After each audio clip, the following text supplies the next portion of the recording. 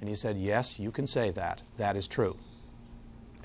I think that beyond the unsettling nature of the information, it gives viewers an idea of how difficult it is sometimes to focus the information in a way when you're dealing with sources, and you did your job in trying to get it, as you always do. They wouldn't give you anything on what the targets might be, what the plan is. I gather they're not saying a thing. That's right.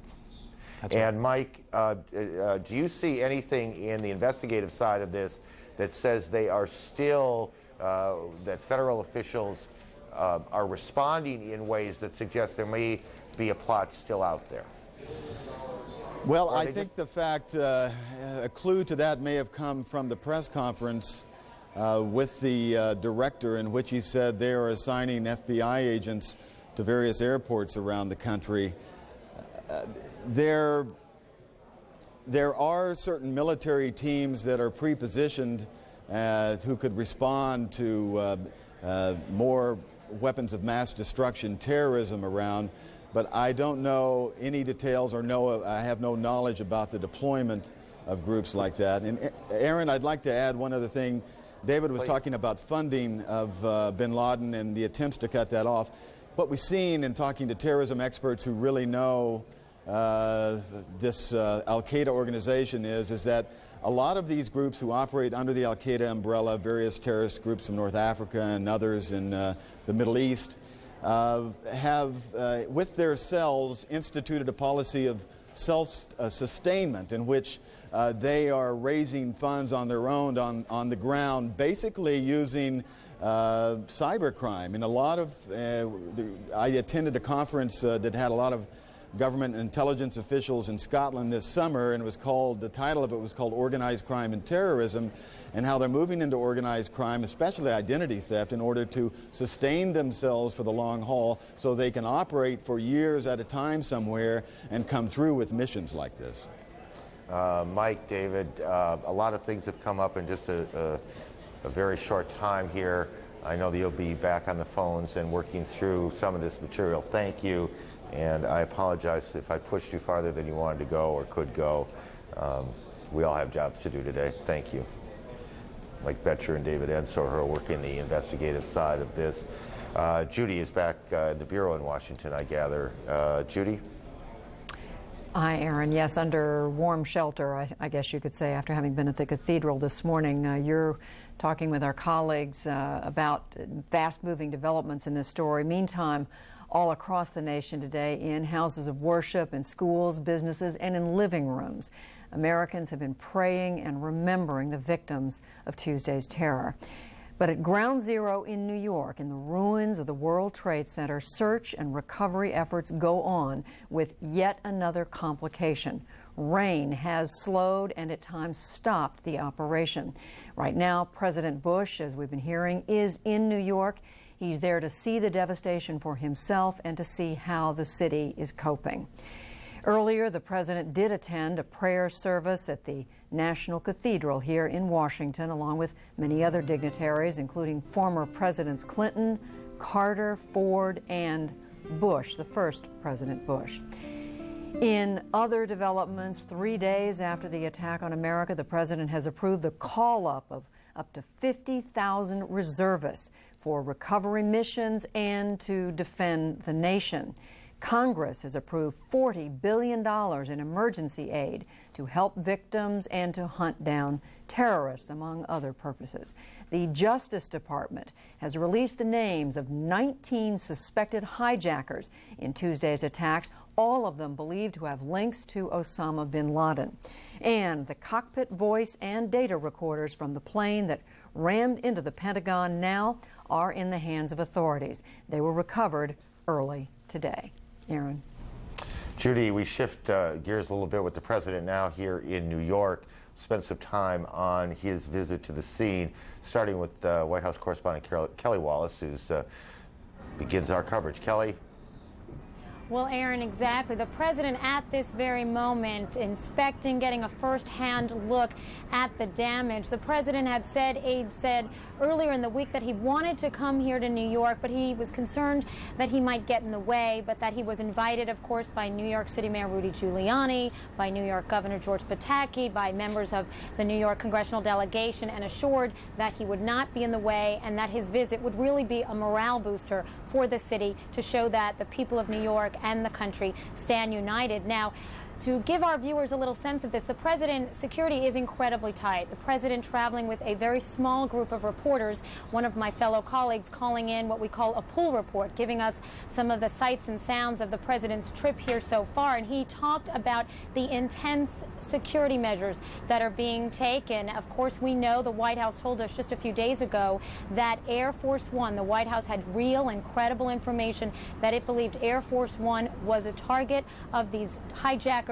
And so when reporters came to Andrews Air Force Base to get on Air Force One, they saw 2 fighter jets overhead as the president flew to the New York City area. The reporter noting that there was a fighter jet about a mile or 2 off the left-hand wing and likely to have another jet on the right-hand side as well. So security very, very tight. We know the president wanted to look at the damage, Aaron. He also wants to meet with and talk with these rescue workers. You know, he went over to the Pentagon a couple of days ago to do the same thing. And when he was there, Aaron, he said he was really overwhelmed by the devastation at the Pentagon. He said it made him sad, but it also made him angry. He said that the U.S. would not be cowed by terrorists, but he also sort of thanked the rescue workers and the Pentagon staffers for doing everything they possibly could to obviously see if there were any survivors there. So likely to get the same message from the president today to these workers. Again, the president trying to get a first-hand look here. Likely to be an emotional moment for the president, Aaron. I would think so. You know, in our cynicism sometimes, all of us sometimes see these sorts of moments, excuse me, Kelly, as photo opportunities and really don't understand how important they are, both, I think, to the president of the moment and to the people on the ground to get a visit from the President of the United States, particularly when they're engaged in such difficult work. Exactly. I was speaking to a staffer, to Congressman Joseph Crowley. I had mentioned earlier he's a Democrat representing Queens and some of the Bronx, and his cousin happens to be a firefighter, a battalion chief for the New York City Fire Department, who has been missing since Tuesday. He is one of the members who urged the president to come here, and one of his top aides to the congressman said that this would really be a very symbolic visit, that it would be important for the president to come here to send a message to the people of New York City, really to the people around the country, that the people of New York, the people of the country stand united, stand together, grieving together, and try to come together at this tragic time and hopefully try to take steps so something like this never happens again. So here's members of Congress definitely very, very pleased the president coming here to send a message to the people of New York. Aaron? And it is a message. The president landed in New Jersey. Air Force One did at an Air Force base. He's making his way by helicopter. Martin Savage has been down on the ground near where the president will be. Joins us now. Martin? Well, Aaron, one thing that can be said for certain is it's not really known, I guess, back up and start again. It's not known for certain if those people that are working as part of the rescue teams, as part of the volunteers, are thoroughly aware of the impending visit of the President of the United States. And even if they were, it is possible that they may not be concerned. And that is not to show any disrespect to the President. It is the fact that the job that they have at hand in their minds and in most people's minds is far more important, the continuing search for survivors. You mentioned the weather aspect. One thing they have noted, the rain has stopped. Welcome news, because it had made conditions inside the work area extremely difficult for the firefighters and the would-be rescuers. That pile that they have been working on, the tunnels that they have been digging, and all of the work that they have been doing was made more treacherous by the fact that it was slippery, that it was wet, and that it was just extremely cold and bitter to work in. Now, with the fact that the rain has subsided and a little bit of drying is taking place, that's a good thing. The bad thing is the wind continues to blow here. Not so bad maybe where we're standing, but you get in the cross streets or you get in the upper buildings here. At times those gusts can be strong. It's a concern because, as you know, there are a number of buildings that are considered to be unstable. They were concerned about them yesterday when there was hardly any wind. They're very concerned about them today when the wind is stronger. The wind loads that these buildings can take now is in question. and engineers reportedly have seen cracks in those buildings begun to widen. And those buildings loom over the heads of those that are trying to provide and care for any survivors if they can be found. In the meantime, this is a checkpoint. It's located about 3.5 blocks away from what used to be the World Trade Center. It is a beehive of activity, has been throughout the day. One thing we do note, though, people are coming out, but not necessarily people going in. An insinuation that the security has gotten that much tighter in advance of the president's arrival. Aaron? CNN's Richard Roth is also on the ground covering the president's visit to the site. Richard, are you there? Yes, I am, Aaron. And give me an idea where you are, Richard, and if you can see the president yet. No, I can't see the president. I am in Lower Manhattan, and we're still looking at the devastation of the scene here, Aaron, but it's still very quiet as the mayor has, in effect, cordoned off most of Lower Manhattan. You see a large group moving towards the site, and when we get back to that shot, it's difficult for us to tell precisely who's in the group, but they certainly are surrounded by a bevy of security, any number of people in New York, NYPD jackets. NYPD, New York Police Department, would provide some of the security, of course, the Secret Service, much more. There, as you can see, former First Lady, Senator Hillary Clinton, and New York Mayor Rudolph Giuliani in the scene. They're all wearing those masks that have become so familiar to everyone. We do not see the president in that shot. Off to the left of the screen this is a piece of tape earlier. New York's Governor George Pataki also in that group. Governor Giuliani, Mayor Giuliani has been given broadly, I think, pretty high marks for his handling of this crisis over the last Aaron, several days. Yes. I think the pool reporter said that the mayor and governor of New York had greeted the president in New Jersey at McGuire Air Force Base, so I don't think that time-wise they would be with him, but certainly they are grateful for his arrival, and the mood of New York, incredibly somber still, and the weather, as the other reporters have noted, is certainly miserable during the night, thunderstorms lashing Manhattan, and I think the sound of the thunderclaps just even more of a nightmare in the early morning hours for New Yorkers. I think some comforted by the pelting rain on their own windows to reassure them. But it's a split Manhattan with Upper Manhattan kind of getting back to business and Lower Manhattan totally shut down. Well, I can tell you the thunder and the lightning around midnight last night got my attention. Richard Martin, hang on here. Kelly will keep track of the president. Elizabeth Cohen is at the Armory where so many of the families of the missing are still gathered. Elizabeth, good afternoon to you. Good afternoon, Aaron. We're still here at the Armory, and there are far fewer people here than there were yesterday. Yesterday, there were lines for hours and hours. Today, there are far fewer people. However, today, this group of gentlemen came to look for their friend, Nick, Brenda, Marty. This is Mike and Dave and Jeremy. And Mike, could you tell me who was the last person who heard from Nick, and what did they say? Nick actually contacted his mother and then called his father and said that they were evacuating the building right after the first crash, and we haven't heard anything since. So he was in the second building? He was on the 89th floor for Keith Breton Woods at the second building. Okay. And tell me, do you still have hope? We definitely still have hope. We came here. We're going to be out here all day. We were just at the Armory. We registered, and we're going to go to all the hospitals right after this. And Nick, if you're out there, buddy, keep fighting. We're coming to get you. We're going to bring you home. You mentioned that his parents live in New Jersey, and about 40 or 50 people are there trying to comfort them. What do you want to say to his parents? Mr. and Mrs. Nick and everyone else that's down there, Mrs. Brenda Marty, please keep hope. We're going to do everything we can to bring Nikki home. This is what I've been hearing again all day, Aaron, just like yesterday, just like the day before. People still have hope. They're still looking. Aaron? Hope, as we said yesterday, is what gets us through the worst of times, and for so many people, these are the worst of times, Elizabeth.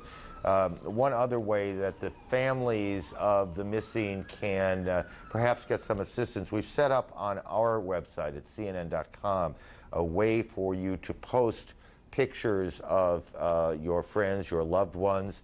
Let me run down some of the things that will make this work.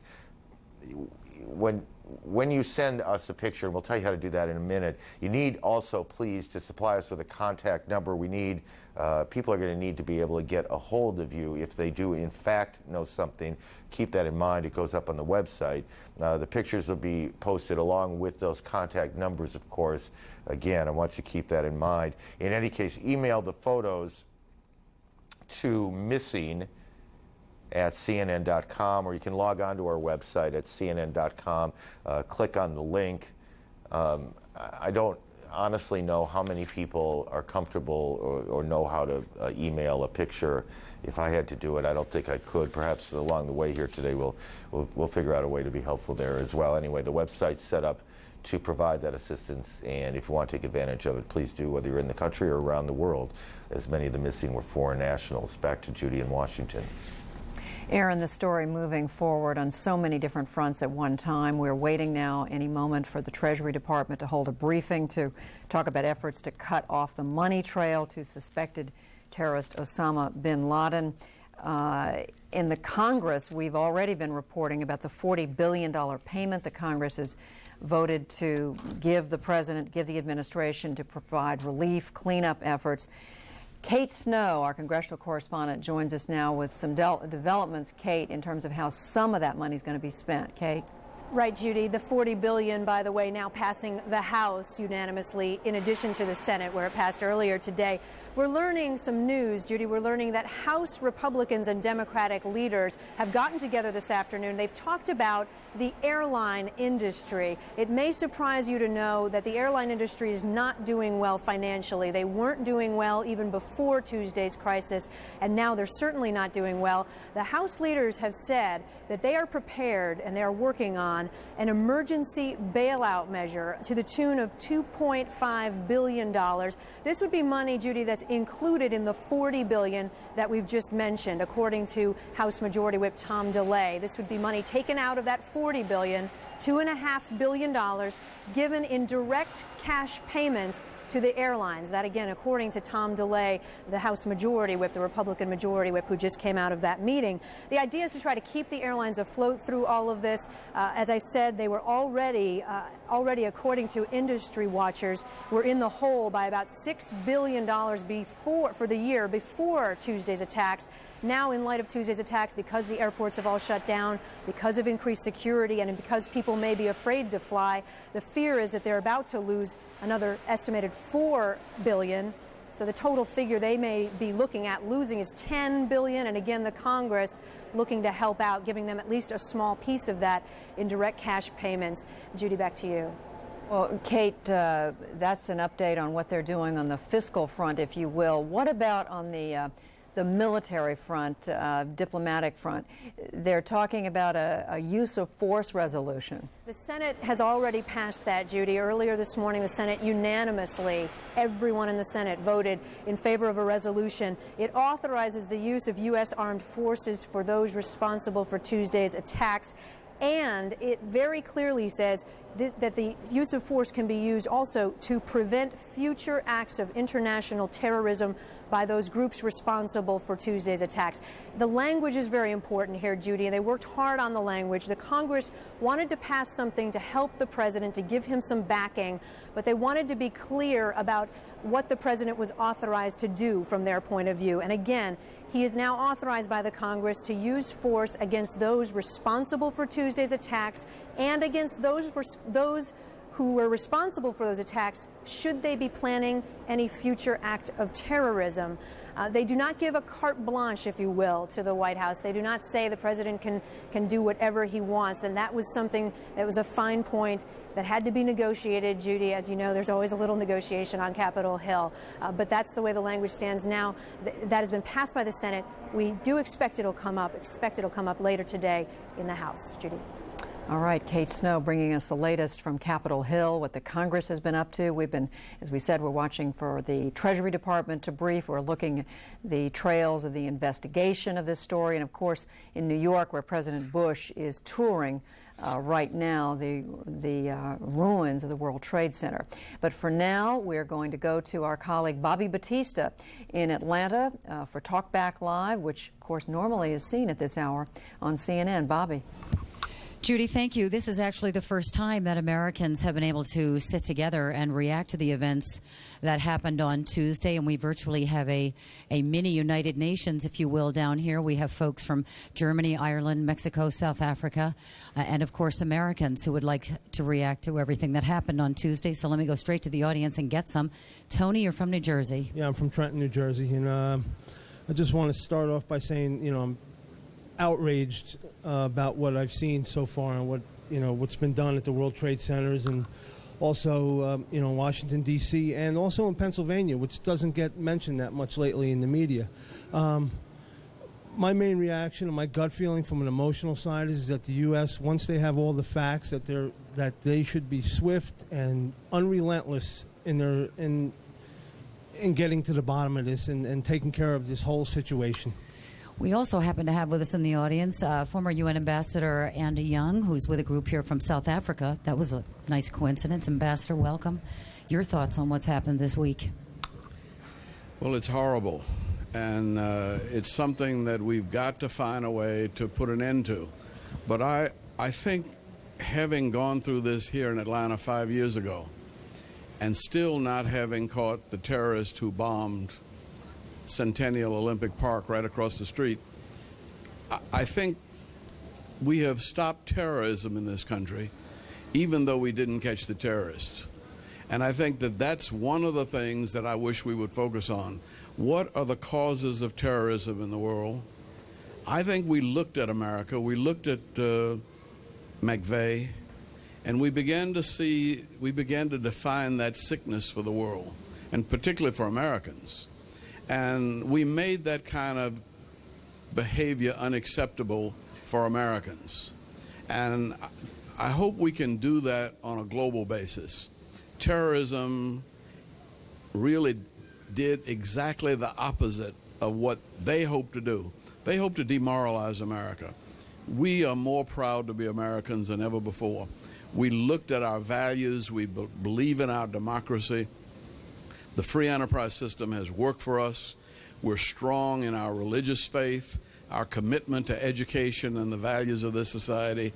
And I think that we've got a battle of ideas, not just trying to get even with somebody.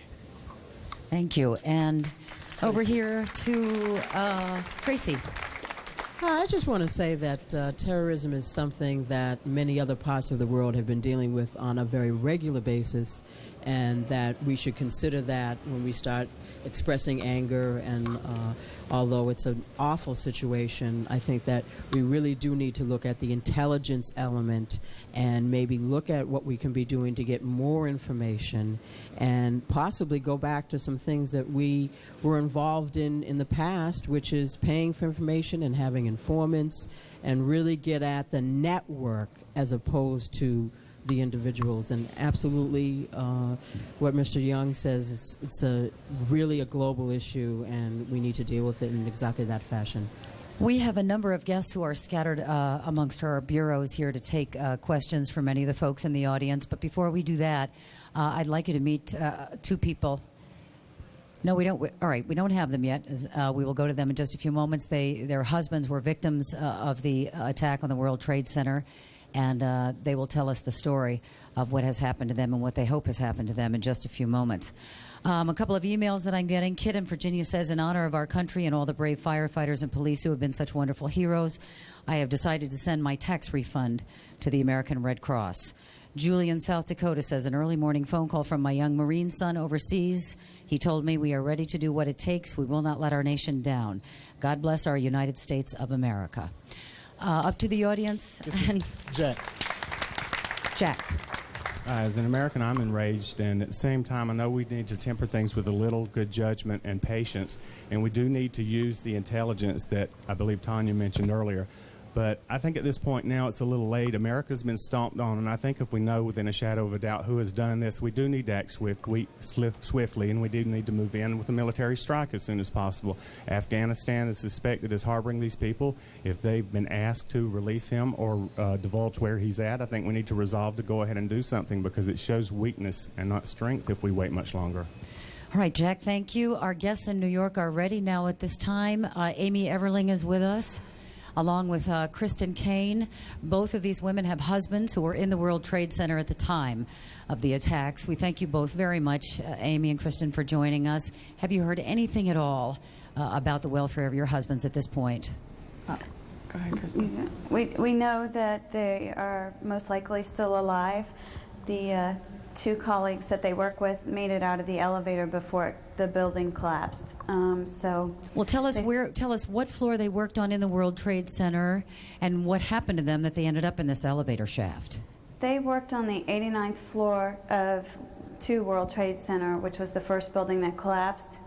They made it out in the elevator. I talked to my husband briefly before they were on their way out. The reason we know they're in the elevator is because Linda Rothman made it out, and she got the firemen to come to the elevator and try to get the other guys out. There are about 15 more people in this elevator, and even though they went through a free fall, there was a safety mechanism at the bottom that prevented them from crashing into the ground floor.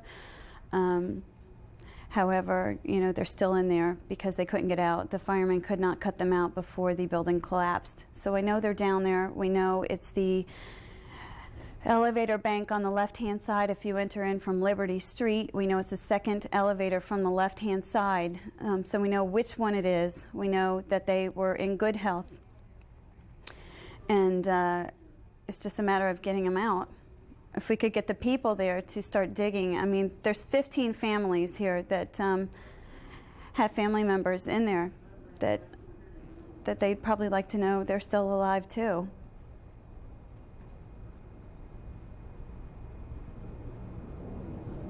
We're not.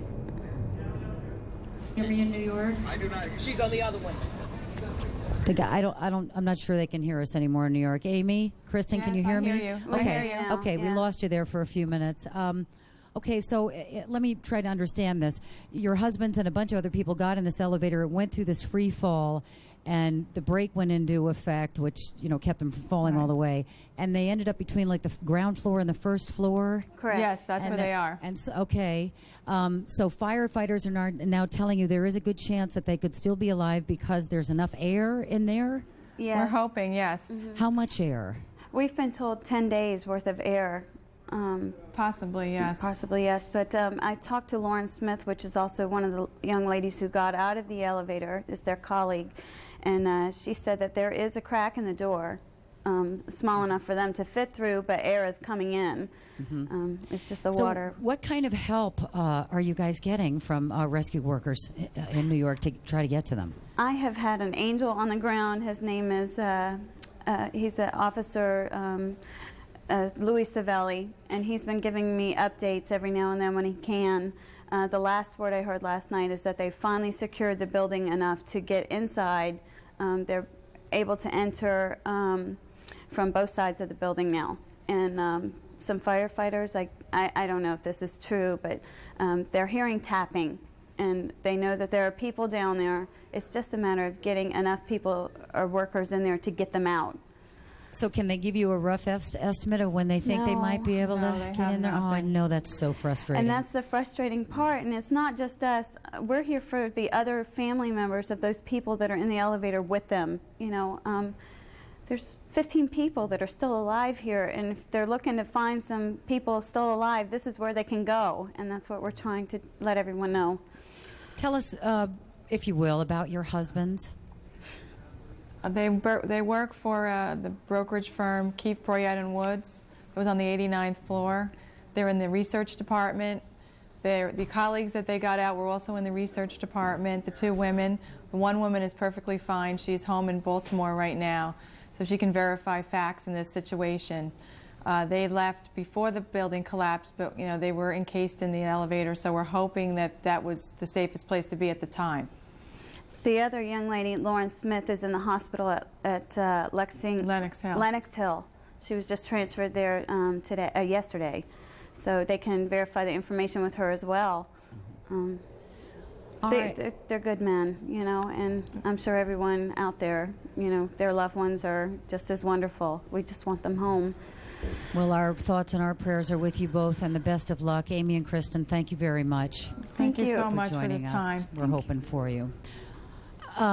Let's go to Elizabeth Cohen here for a few moments. She's at the Armory in New York, where we're hearing a lot more stories like Amy and Kristen's. Elizabeth, are you there? That's right. Hi, Bobby. I'm right here.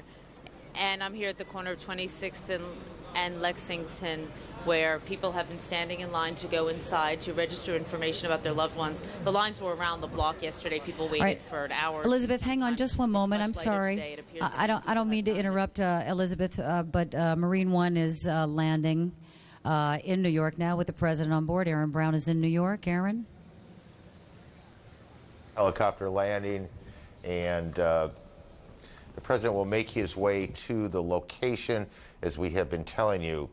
I believe that's the president's helicopter. The first helicopter must have been in the advance team or security team. In any case, the president will make his way towards the World Trade Center site under very, very tight security. As you can imagine, on any presidential trip, security is very tight. Especially so here. The pool report by pool reporter David Gregory talked about fighter jets flying on the wings of Air Force One, just off the wing of Air Force One, as they came up from Washington up the corridor.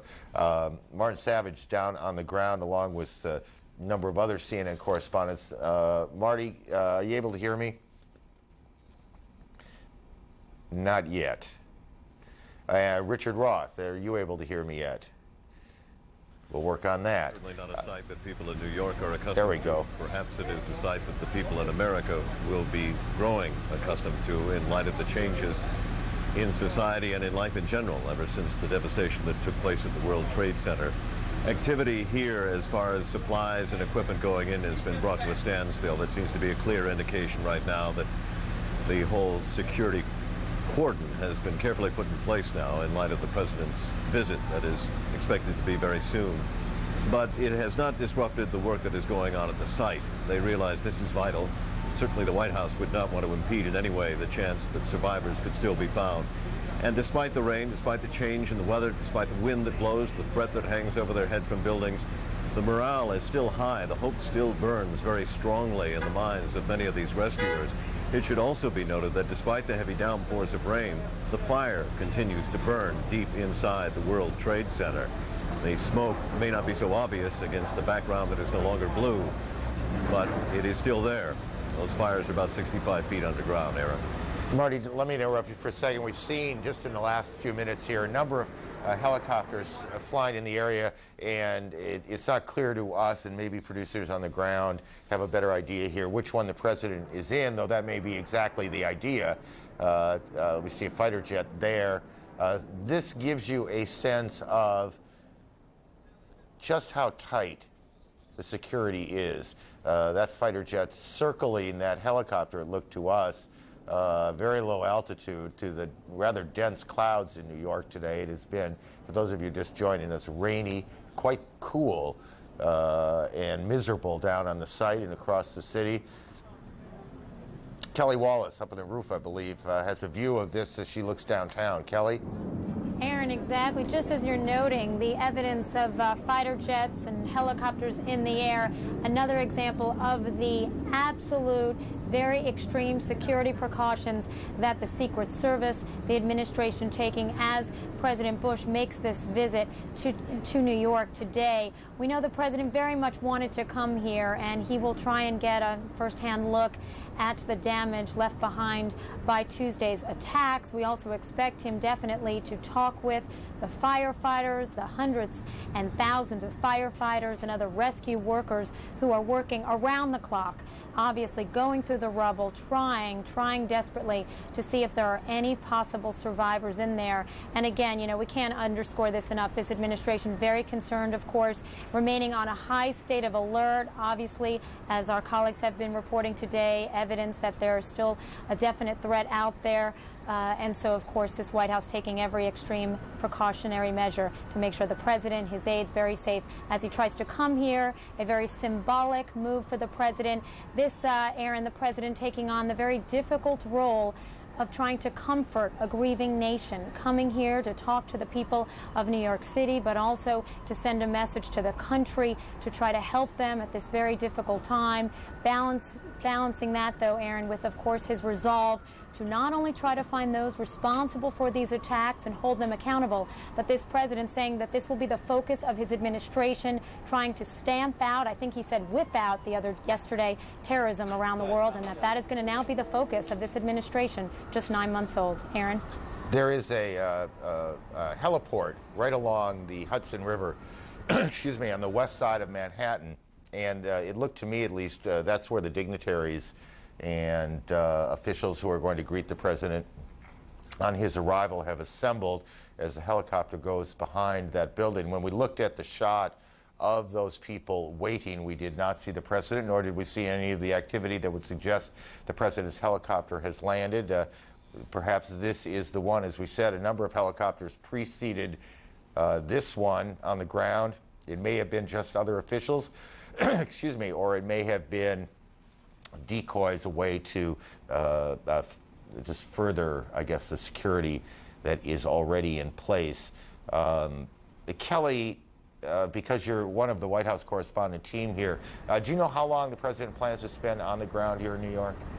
Well, it's interesting, Aaron. The White House really not trying to give too many details, trying to keep very private and under wraps exactly what the president will be doing here, in part because of, again, the extreme security measures that are being undertaken. So we know the president will be on the ground and will, again, look at the damage. We'll talk with some rescue workers.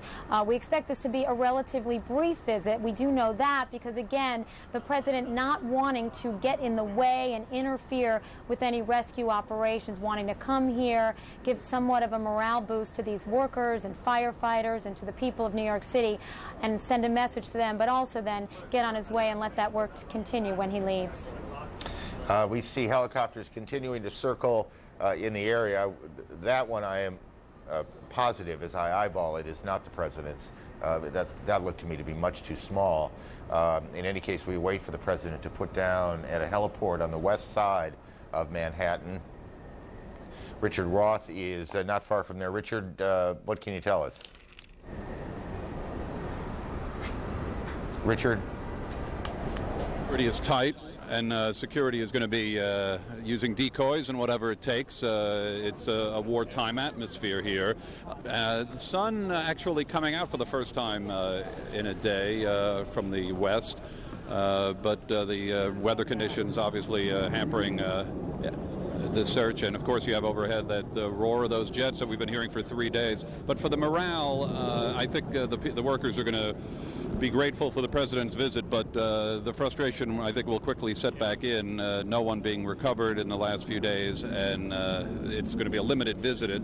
And the sheer weight of the numbers, I mean, 4,700 people unaccounted for. And if you talk to anyone in New York, instead of how was your day and how are you, now it's who did you lose, how many did you know? And you hear someone say, I lost my brother, a friend of mine lost 3 cousins, I had 8 friends in the building, and this is going to reverberate through this big city for months and years.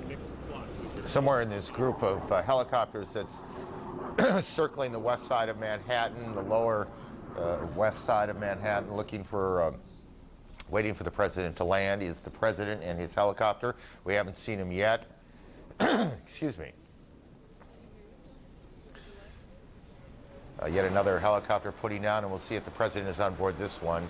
Suspect he is, to be honest.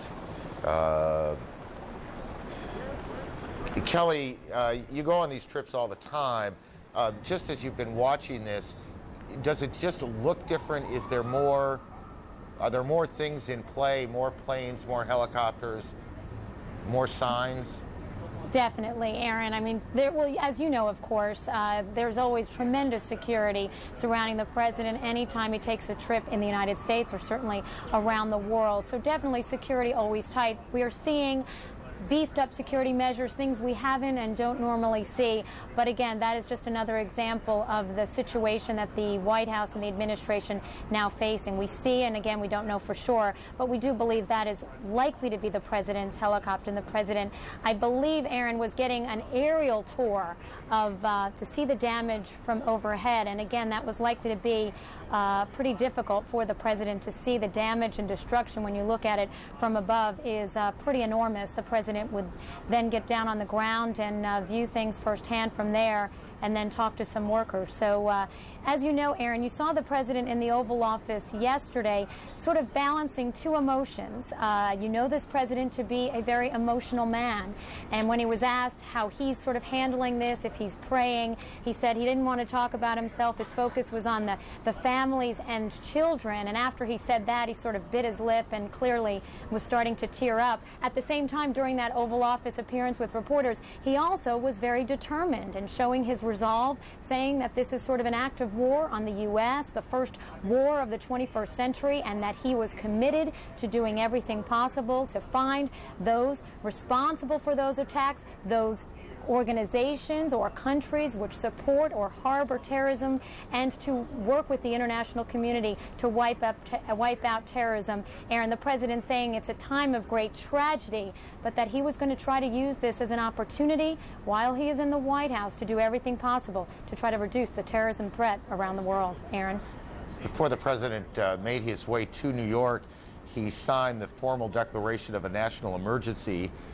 That is a legal requirement that allows now the Pentagon to call up as many as 50,000 reservists, though the Pentagon briefing earlier today suggested the number will probably be somewhere between 35,000 and 40,000. Many of them in the Air Force, others in the Army, the Air Force flyers and support domestic patrols. As we understand it, many of the soldiers and their support, the Army, will be in support of people on the ground here. We see the White House Press Secretary Ari Fleischer coming off and wait for the president to come off. As those of you who just may be getting home from work today, it has been a miserable day by and large in New York City. Cold, wet, rainy. That's what the president's walking into. Martin Savage. Well, Aaron, one of the things that I wanted to bring out to you is the fact that a comment that has been made by so many of the workers that have been here, that have traveled from so far. Seeing it on television is one thing. Seeing it in person is vastly, vastly different. They remark that television, even with the many different angles, with the many different cameras that peer down consistently, just do not do justice to the amount of damage that has been done and to the extent of the tragedy that can be seen spreading out around the World Trade Center. So one of the clear things, obviously, as President of the United States, but also as an American, is the impression he is going to get from being here on the ground, from seeing it firsthand. Aaron? Marty, we remember being with President Carter 20 years ago after the eruption of Mount St. Helens. When he flew over the site. Judy Woodruff, in fact, was on that helicopter with us back then. And that's exactly what he said, that television doesn't begin to do justice to the magnitude of something as big as the event is. The screen remains the size it is, and it all has to fit in the screen. And when you see it in person, you do get this extraordinary sense of how large the area is. The other day, Gary Tuchman, who got quite close to Ground Zero, correspondent Gary Tuchman, talked about blocks and blocks, 10 blocks, I think, around the Trade Center that showed dramatic signs of destruction, buildings collapsed, heavily damaged. And so the president flying overhead in the last few minutes, no doubt got an impressive and we suspect somewhat depressing look at the magnitude of what those two planes did when they came crashing into the towers of the World Trade Center at 8:48 in the morning on September 11th, and then again at 9:08 in the morning. How long ago that seems. Yes, it does. Marty? Yes, Aaron. Are you seeing any sense of busyness? We just, there's the president, dressed in it's like a khaki jacket, just behind the fellow in the red Coast Guard uniform. Governor Pataki with him. They're moving behind that. It's like a fire truck to me, Newark Airport fire truck. The heliport, it would be a relatively easy location to secure, relatively easy, because on one side is the river. If that's in fact where they are, I believe it is. Yeah, I believe it is. They're clearly along the water, and it gives you one less area that is difficult to control. Obviously, it's not a perfect area, nothing is, but that would be a little bit easier. We saw a number of congressmen from the New York area who were part of whatever delegation, formal or otherwise, is there to meet the president. The New York governor, George Pataki, who has been in the city rather than the state capital since this all began. And we certainly expect we'll see New York Mayor Rudy Giuliani as well making the walk. The FEMA director has been in town, a longtime friend of the president's, Joe Alba, and I believe in the Pool report, David Gregory said that a number of the people on the president's plane were wearing FEMA jackets. Judy can join us now. Judy? Aaron, as we're watching these pictures of the president in New York, we can tell our viewers that our White House correspondent John King has learned that the president has declared a state of national emergency today, a legal requirement, we are told, tied to the decision to authorize the Pentagon to call up National Guard and military reservists in the wake of what happened on Tuesday. John King reporting the declaration cites the attacks on the World Trade Center and the Pentagon and notes, quote, the continuing and immediate threat of further attacks on the United States, end quote. Now, of course, that's a reference to what investigative authorities are telling our reporters, that it is not wrong to assume that there still are people in the United States with plans to do further great harm to this country. The president also issued an executive order, we're told, John King learning, authorizing the Pentagon to issue that call up to Guard members and reservists, and he has sent a letter to Congress notifying them of all of these decisions. Again, this reporting coming from our White House correspondent John King. Aaron? I believe I saw this correctly. The president did not get into the usual limousine. He got in to one of those large SUVs that generally hold the Secret Service agents in the motorcade. I'm almost certain that's what I saw. It would one more small sign, but a sign nevertheless, that security is quite tight. It looked also to us that a number of agents were in that SUV. The president making his way from the west side, from the Hudson River across now, and it's not very far, to the site, and there's a look at the site. It is still smoldering all these many hours later. And even despite the rain that has created a somewhat dangerous situation, slippery, muddy, it has certainly been a dreadfully uncomfortable day to do this awful and uncomfortable work. Martin Savage has been down there all day, and he knows better than any of us here, certainly, how uncomfortable it has been for the recovery teams. Well, that's right, Aaron. It has been very difficult for the recovery teams. It's been difficult for the people who've been doing the digging. A lot of the digging work had been done almost by hand, literally bucket load by bucket load that is passed in a human chain.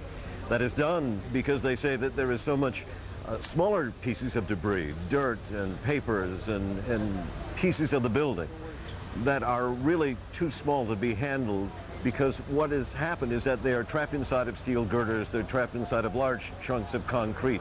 So they cannot approach with the heavy equipment until this debris is pulled out of the way. The fact that it was raining so heavily made that work very difficult. At times it had to stop. The fact that it's dried out now means that the work can begin again. And we have been told that all of that material is sifted through, that the buckets are actually turned upside down and carefully gone through, looking for evidence, looking for remains. And then, of course, there was the threat of the wind. It has subsided somewhat, but still, those buildings that are still standing but damaged are very much a threat to the rescue crews. I was standing out here this morning, Aaron, staring. I found myself looking at it. You are fixated on that spot when you are here, even though the towers are gone. And a police officer sort of caught me deep in thought and said, it isn't going to change. It looks the same. And he's right, it is going to change. And I found that it was something inside of me, and maybe in a lot of people. That's what's changed. Well, it may not change, but our impressions, how we feel about it, tends to change as we stare at these things. There was, we saw a painful, I think maybe is the right word, account of the other day that the search teams, as they go in, are carrying essentially small dishes or plates so that as they find remains, they can be taken to morgues and held, and ultimately DNA tests can be done. This is how, in many cases, people are going to be identified, so families can, when that becomes necessary, have funerals for their loved ones, say goodbye in ways more appropriate than this. Thousands of DNA tests are going to be done. There's still almost 5,000, 4,700 people that we know of who are reported missing. And it is, we also, there have been a number of accounts of people who have made cell phone calls out and helping rescue workers to locate them and get them out in the hours, in the first hours. There hasn't been much of that, and no survivors have been found today. There's also an effort made to get cell phone calls in, that is to say, to call the cell phone numbers of people who were working in the building.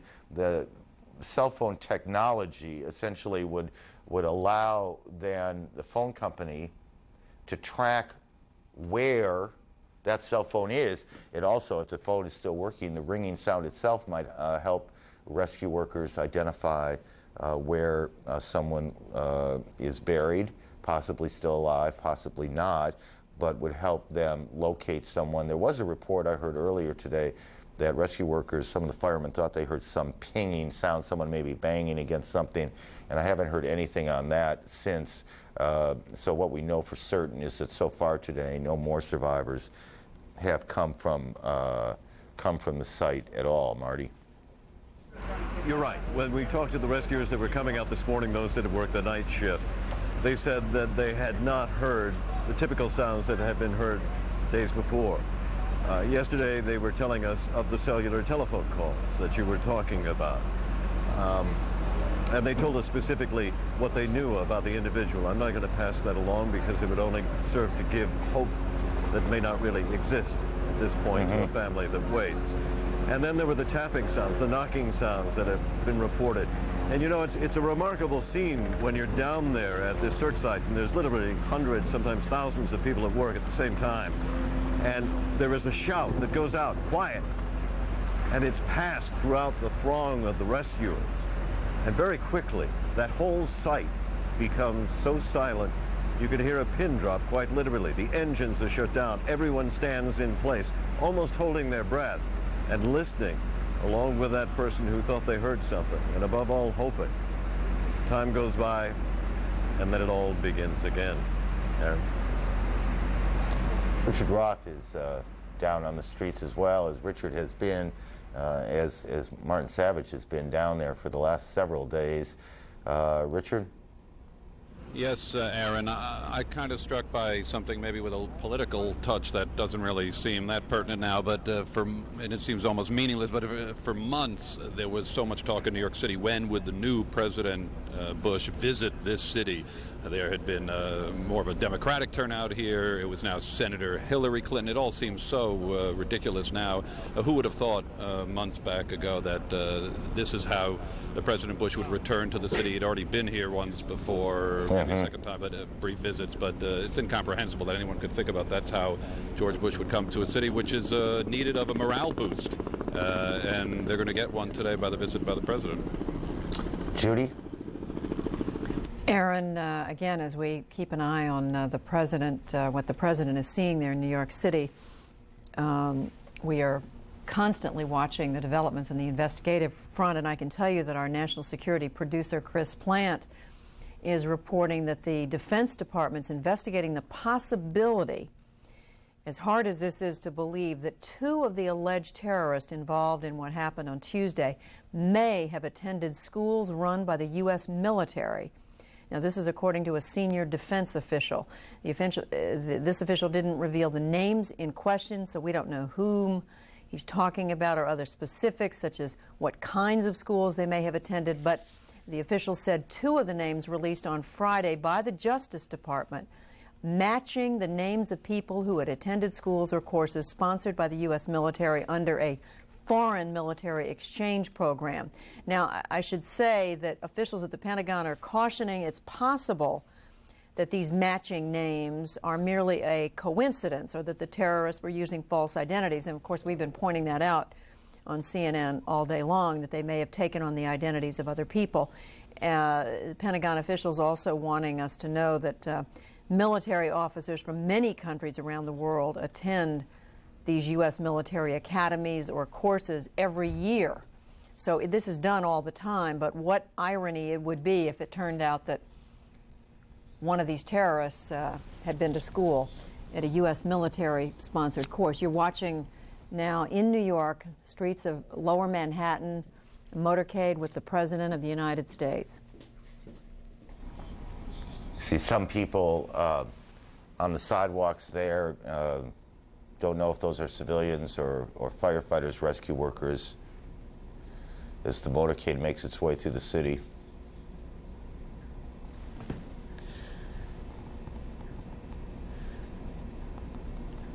Aaron, can you tell us, do we assume traffic has been completely, maybe, well, maybe you've already answered this question. Yeah, as you know, because of your years at the White House, whenever the president moves, essentially traffic around the president shuts down. If you're on a freeway, they shut down all the exits along the way.